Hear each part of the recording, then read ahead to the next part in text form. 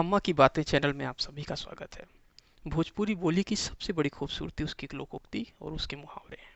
इस चैनल के माध्यम से हमारा प्रयास है कि विलुप्त प्राय हो रही संस्कृति को संजो कर रख पाएं।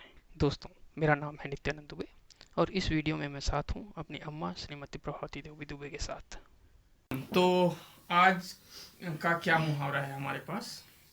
आज का मुहावरा है हम्म। कि माघ पूस की बादरी हाँ हाँ। और कुआरा घाम, ठीक है। ये दोनों पर तेज के करो दूसरा काम। अच्छा। मतलब कहने के लिए ऋतुएं छह होती हैं। हाँ। शिशिर वसंत ग्रीष्म वर्षा शरद हेमंत। माघ पूस का जो है ठंड का महीना होता है। इसमें शरद ऋतु और हेमंत ऋतु का हाँ। मिला हुआ होता है। इस समय ठंड बहुत पड़ती है। कहने के लिए तो ये मौसम सही होता है सेहत के लिए, लेकिन ठंड से बचकर ही कोई काम करना चाहिए। ठीक है। तो अगर माघ पूस में कहीं बदरी हो गई, बदरी मतलब? मतलब बादल। अच्छा, बारिश बारिश बोलेंगे क्या इसको? बादल बादल पानी अच्छा, जो ठीक भी है। है, बादल को ही बदरी बोलते हैं। हो गई तो ये जो है फसल के लिए बहुत नुकसान करता है। अच्छा। और फसल में कीड़े लग जाते हैं। फूल, अगर कहीं पानी बरस गया तो फूल झड़ जाएगा, फसल मने खराब हो जाएगी। ठंड ज़्यादा पड़ने के कारण पशु भी ज़्यादा बीमार पड़ते हैं। अच्छा। पशु, अधिकतर पशु मर भी जाते हैं जो बूढ़े सयाने हो जाते हैं पशु। हाँ हाँ हाँ। तो और अपनी सेहत के लिए भी ठीक नहीं है। बदरी को देखते हुए, बरसात को देखते हुए, अपनी सेहत को देखते हुए आगे का काम करना चाहिए। अच्छा, मतलब माघ पूस में अगर बदरी आ गई तो उससे आप हाँ, खास सावधानी रखिए, रखिए, खास। क्योंकि ठीक। ठंड ज़्यादा पड़ती है ठंड ज़्यादा पड़ती जो है। आपके लिए ठीक नहीं है। ठीक बात और कहा गया है कि माघ पूस की बादरी और कुआरा घाम।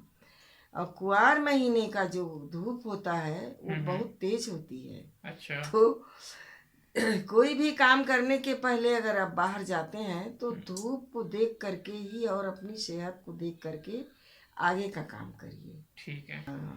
इसीलिए कहा गया है कि माघ पूस की बादरी हम्म। और कुआरा घाम, ये दोनों पर तेज के तब करो दूसरा तब काम। करो दूसरा काम। जी ठीक बात है। तो अगला कौन सा मुहावरा है आपके पास? अगला मुहावरा है कि जबर चोर सेनी में गावे। अच्छा। तो जो लोग, माने बहुत लोग ऐसे होते हैं जो दुष्ट प्रकृति के होते हैं। हाँ वो हाँ। किसी की बात समझाने से नहीं समझते और गलती पर गलती करते जाते हैं। ठीक न है। उन्हें समाज का डर रहता है, न घर का डर रहता है, न अपने आप से खुद डरते हैं। ठीक है। मन बढ़ाई के तो कारण वो आदत अपनी से आदत से मजदूर समझिए, या ये बोलिए कि वो बहुत ज्यादा अपने आप को बलशाली समझते हैं, हम्म, या तो ये इसमें जबर चोर और सेंध का क्या है रिश्ता? ऐसा कुछ होता है कि जैसे पुराने समय में जब हाँ किसी घर में चोरी करनी होती थी तो जो चोर होते थे वो किसी दीवार में एक छोटा सा छेद बनाते थे ताकि वहां हाँ से तोड़ के अंदर घुस पाए। हाँ।